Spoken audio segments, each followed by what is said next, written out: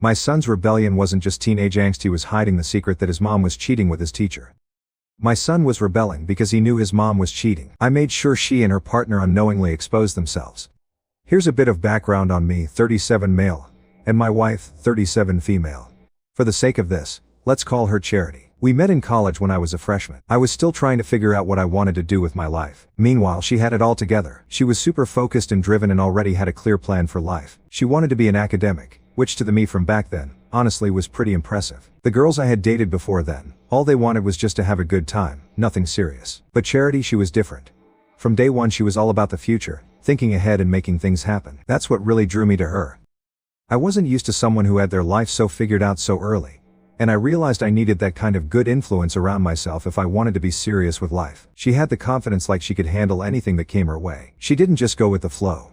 She made things happen. It wasn't long before I realized I was really into her. Not just because she was ambitious, but because she made me want to step up and be better too. So yeah, our dating phase, it was quick and full of that kind of youthful passion. I wish I still had now if I'm being honest. Things got intense real fast. Everyone around us already knew we had the potential to get married if neither of us messed things up. My friends used to tease me about that. And I just had to hope back then that I wouldn't be the reason things got messed up. Now that I'm a parent, I was what I would call a rascal. So I didn't have the most faith in myself. About a year into the relationship, Charity found out she was pregnant. Definitely not part of the plan. We weren't ready for it at all. Charity didn't want to keep the baby. She felt like it would totally mess up her career plans. And I get it, she had big dreams. But I'm not the type to push for determination. And neither were our families. She respected her parents so much, and I think they swayed her decision more than I could have. So, we ended up keeping the baby, and that's how our first son came into the picture. Going through all this took a drain on me. I had to put a lot of my own stuff on hold to make sure Charity could finish her degree. I didn't want her to look back and resent the kid because she had to give up on her goals. I passed on a lot. Time, some great opportunities, and even a solid job offer out of state. But I believed in her, in us, in what we were building, so it felt worth it. Plus, I had been on the side of not terminating, so I knew I'd have to make some sacrifices. We didn't get married right away though. Our son was born first. Charity was into the whole idea of a white wedding dress. She had a flat stomach to go with that white dress. So, we waited. But yeah, we eventually got hitched sometime after the baby. We were young and dumb. I more than her anyway, back then. And like a young couple, we made a lot of mistakes. Charity had a bit of resentment towards the baby for, in her mind, forcing her into marriage sooner than she planned. I mean, I get it. Everyone would get it. She had her life all mapped out. And suddenly here was a baby and a husband in the mix. But honestly, we learned quick. Things with the baby got easier over time and we adjusted. Charity finished her degree, got her master's, and eventually became an assistant lecturer. I was so proud of her, man. I used to brag about her to my friends all the time. She was the best, no doubt. Later in the marriage we ended up having 2 more kids. And for a while I thought we were rock solid. She worked hard, increased our earning potential by quite a lot, and built a pretty decent life for ourselves. We weren't rolling in cash, but we were comfortable. Charity kind of became the backbone of the house. She ran things like a boss, handled the kids, and took care of the household. All I really had to focus on was providing and making sure I took care of my husband's duties. And honestly, I didn't mind at all. I got laid back though. I let her handle most of the decisions. At the time, it felt right.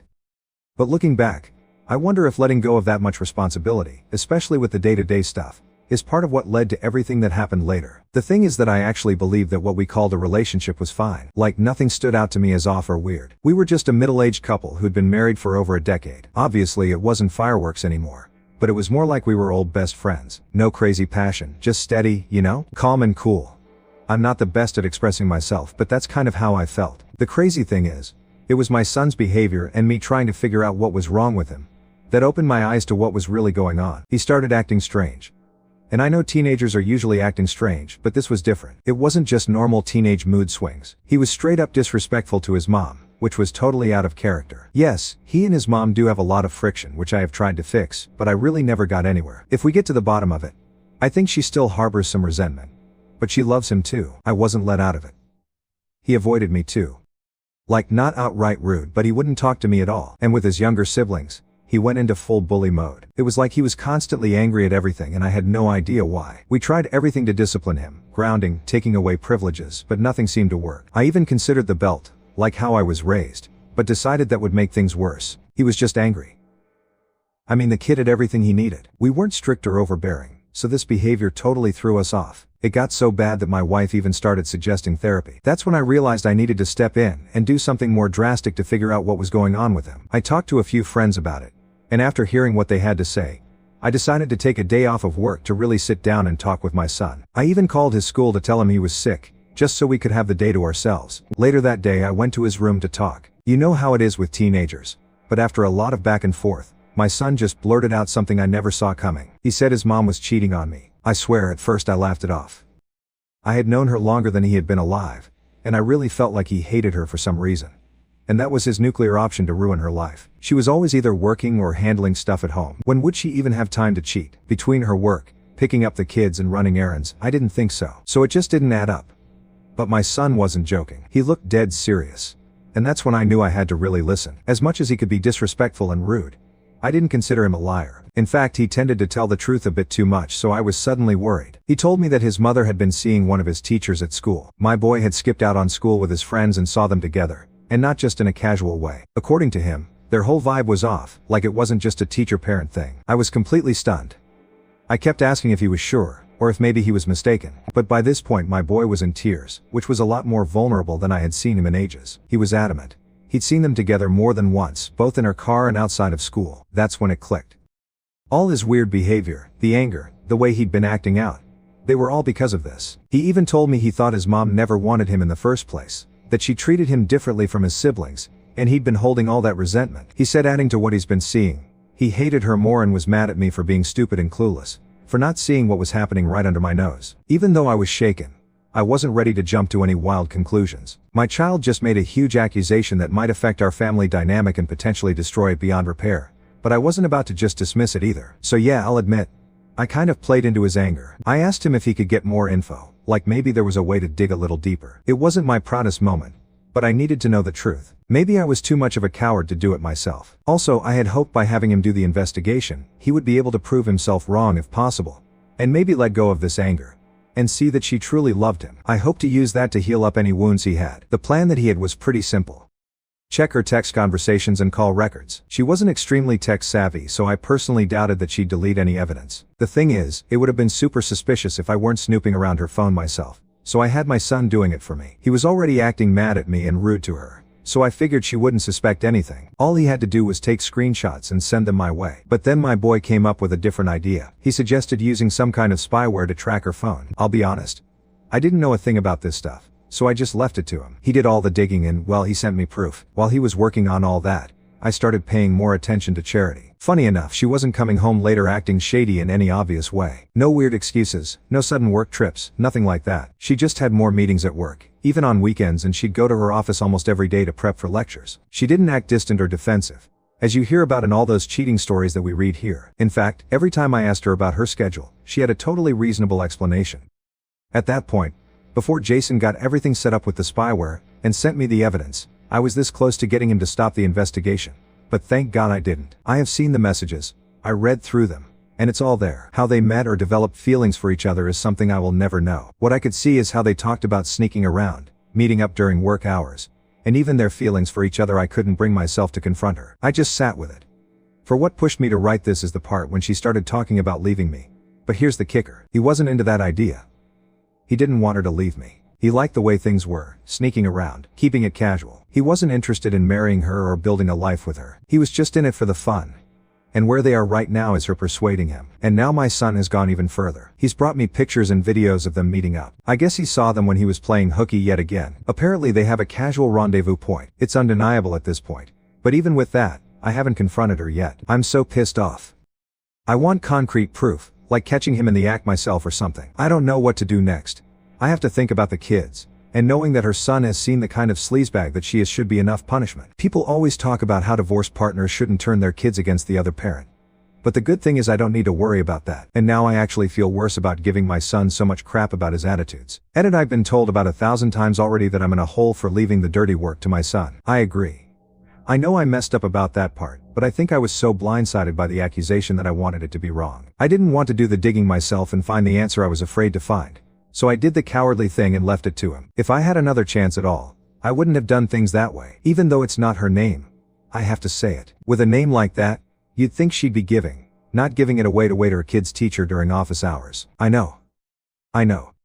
Anyway, your son's behavior was a red flag that something deeper was going on, and while using him to gather evidence might not have been the best approach. It's clear you were trying to get to the bottom of things without making any rash decisions. Sure, maybe not the best parenting moment, but hey, desperate times call for desperate measures. Update. Thanks to all your comments and advice, I decided not to confront her, and I made the choice to go straight to a lawyer. I collected everything, messages, timestamps, screenshots, and sent it all to the lawyer. Turns out her work commitments were really meetups with the teacher. The worst part. She involved our kids in her lies. She would tell my boy and the other two that she had important work stuff to attend when, really, she was sneaking off to see Chris. Even when the kids needed to spend time with her. My lawyer was great. He immediately started working on the divorce papers, and he said all the evidence I had gathered was enough. So, between the last time I wrote, and now, I had my son install the app he was using to track her messages on my phone, and I got him to delete it from his phone. Thank God for that, because they graduated to sending themselves nudes and thirst traps. How convenient for me.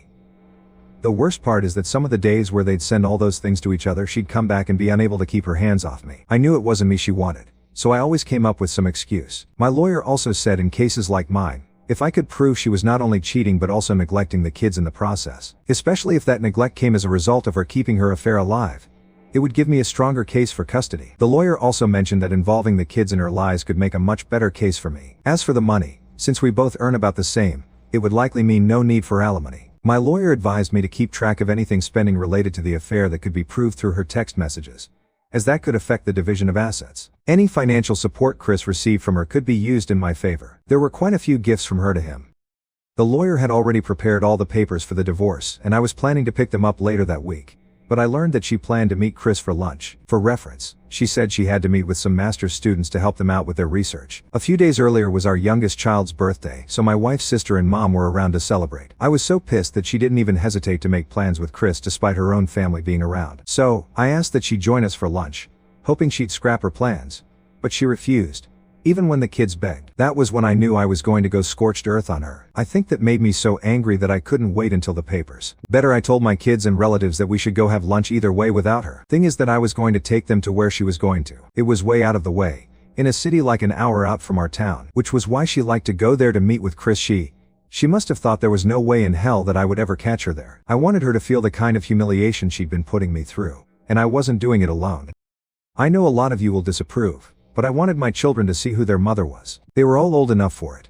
I wanted them to understand that it wasn't my fault when the divorce inevitably happened. That afternoon we got to the restaurant, and sat at a table where we could see the entrance. A few minutes later we had already started eating, and she walked in, arm in arm with Chris. They were all over each other. My blood was boiling, but I kept it together. I wanted her to walk straight into the mess. My daughter, the youngest, saw her first and instinctively called out and said, "Mom's here," before she seemed to realize that the setup wasn't right. Charity looked up, saw us all, and froze. I gave her a little smile, and let the silence do the work. She came up to us and tried to stumble through some excuse. But it was pathetic. The damage was done. Our kids were there. Her sister was there. Her mother was there. I didn't need to say a single word at the restaurant. I just shook my head to her and walked out with the kids, two of whom were extremely confused, leaving her to deal with the humiliation and fallout. The look on her face was priceless, but it didn't undo the damage. Her mother and sister stayed back for a bit to talk to her. I don't know what was said, but they eventually came and joined us in the car with nothing to say. Her sister was fuming. When we got home, Charity tried to apologize, but it was way too late for that. Everybody was giving her hell. The next day I gave her the divorce papers. She was stunned. I think she almost lost her mind, because maybe she only just realized at that point how heavily she had messed up, and what had been at stake. My lawyer made sure the terms were airtight. She didn't get a dime, and I pushed for full custody of the kids. I didn't win in that regard because the belief was that her cheating didn't necessarily discredit her entirely as a parent. But it was still in my favor with 7030 custody. The beautiful thing is that she really didn't put up much of a fight. Her sister in particular put a lot of pressure on her because of what she had done. Her sister had struggled with partners, and to her we had something good. Seeing her sister mess up a good thing probably reminded her of all the bad partners she had had. She is miserable, at least that is what she recently told her friends, and that is what they told me. Apparently it was an attempt to see if I'd forgive her, and make me feel pity. But I'm way too far from pity. The school district didn't want to deal with the bad publicity in front of a teacher sleeping with the married parent of one of the students. So they let Chris go in an instant. That felt good to me. The kids are still processing everything. They haven't said much, and I can't blame them. I hate that it had come to this. But I think that a divorce is always better than children living with two unhappy parents. It'll always reflect on them in one way or another. Now that things are over, I just hope that we'll all be able to move on from it. And I really hope my children won't be worse off. I want to know that I didn't make a mistake. What's done is done though, and I'm ready to move to the next stages of my life. That moment at the restaurant must have been intense. Seeing her walk in with Chris and watching the realization hit her. Oh, it'd be a fly on that wall. It's understandable that you wanted the kids to see the truth, even though it's tough for them. It's good to hear that your lawyer has been so thorough, and that you've come out of this with 7030 custody, and no financial losses. You did what you had to do. And it's clear you're focused on what's best for your kids, while the situation with the kids is still delicate. You're absolutely right. Sometimes divorce is better than having them grow up in a home full of tension and unhappiness. It's going to take time for everyone to process. But it sounds like you're prepared for the next phase of your life. And that's what matters. What are your thoughts? Share them with us in the comments below. And thank you for joining us today on our space. Be sure to like and subscribe and hit that notification bell so you don't miss out on our next video. See you next time.